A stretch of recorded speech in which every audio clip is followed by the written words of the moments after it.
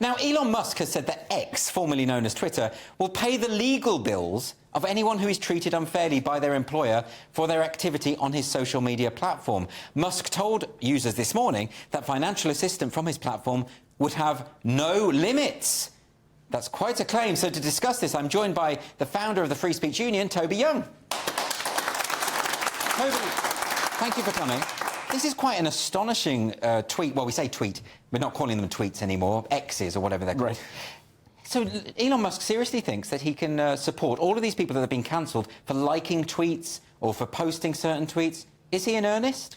Well, he seems to be in earnest. I mean, I think we need a bit more clarity. I mean, potentially this is game-changing news. The Free Speech Union has gone to bat for dozens of people. I checked today, 4 dozen people in total who've got into trouble with their employer or with their university for something they've said on Twitter, something perfectly legal, but which the authorities have disapproved of, or merely like to tweet. For instance, we're currently looking after a best-selling children's author, Gillian Phillip. I think she's been on your show before. She lost her job when she included in her Twitter bio the hashtag I stand with J.K. Rowling. That was enough to get her fired, and we're helping her bring a legal case against her former employer, and we're currently fundraising for that. And anyone watching this that wants to contribute to her fundraiser, I've just put something on the Free Speech Union's Twitter account, @SpeechUnion, which will enable them to make a donation.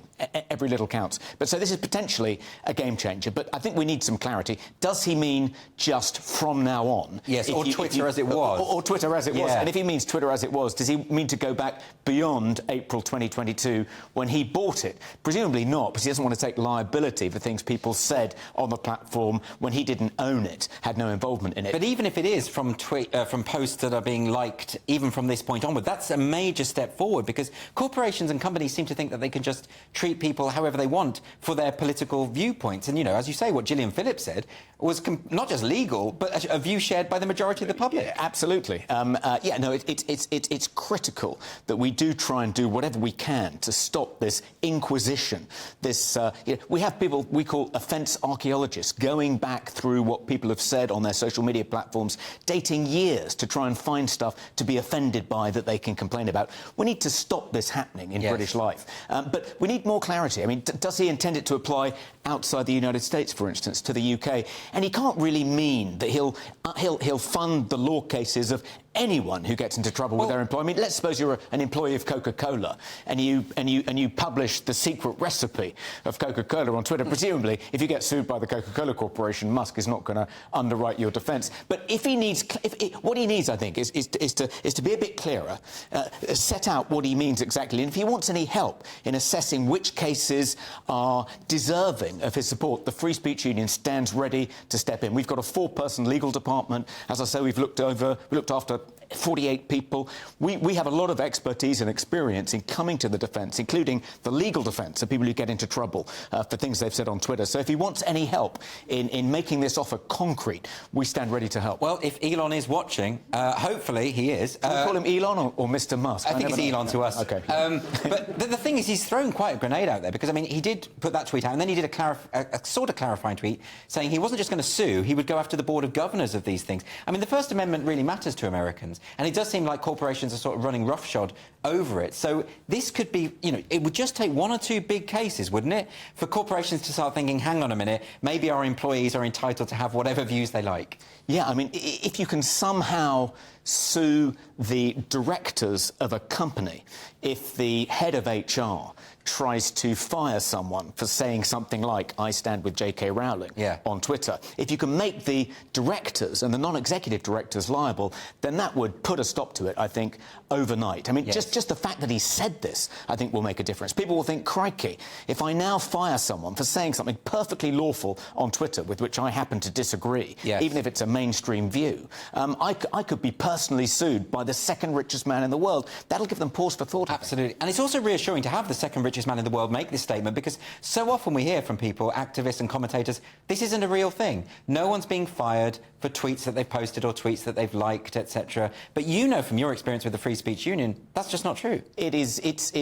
There's no question it's true. And, people keep thinking we've reached peak woke. The pendulum has reached its apex and it's beginning to swing back. But we get more and more requests for help every week. We've currently got over 100 open cases. We've gone to bat for over 2,000 people since we founded the Free Speech Union 3 years ago. This is not in any way declining, and it affects people at every level of society. People focus on the J.K. Rowlings of this world, the Graham Linehans, and yes, they do get into trouble. People try and cancel them all the time and say horrible things about them. But actually, it's lower down the scale. We look after bus drivers, train drivers, dinner ladies, care workers. Those are the sorts of people that are at risk of losing their livelihood simply for expressing what they think Although on Twitter. Even in the case of Graham Linehan, he's lost an awful lot of work because of this, and J.K. Rowling, as you say, is a very, very rich, and her sales are still fantastic. But the truth is, most of the people who are cancelled are, like you say, ordinary people who they don't have the means to defend themselves, do they? That's right. That's why the Free Speech Union, I think, is so critical. Someone said the other day, a lawyer, if I hadn't started it, someone would have had to invent it, because there are so many ordinary people who don't have the resources or the expertise to defend themselves, who suddenly find their world collapsing, their careers turn into a dumpster fire. They don't know who to turn to.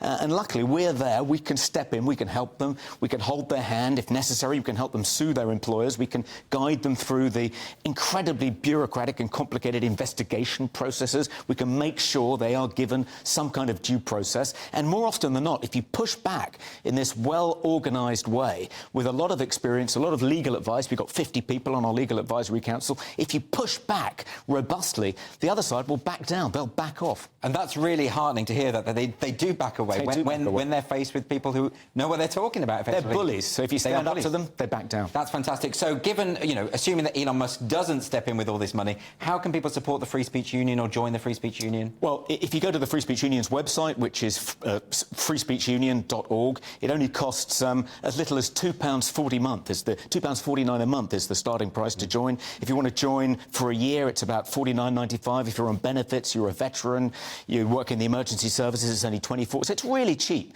And if you do get into trouble, the value of the support you get from us is worth far more. It's like an insurance policy, but it's also a way of expressing your support and a way of supporting people who get into trouble, even if you don't think you're going to get into trouble yourself. Yeah, well, I think it's an incredibly important thing, Toby, that you're doing. So thank you so much for talking about it today. Thank you.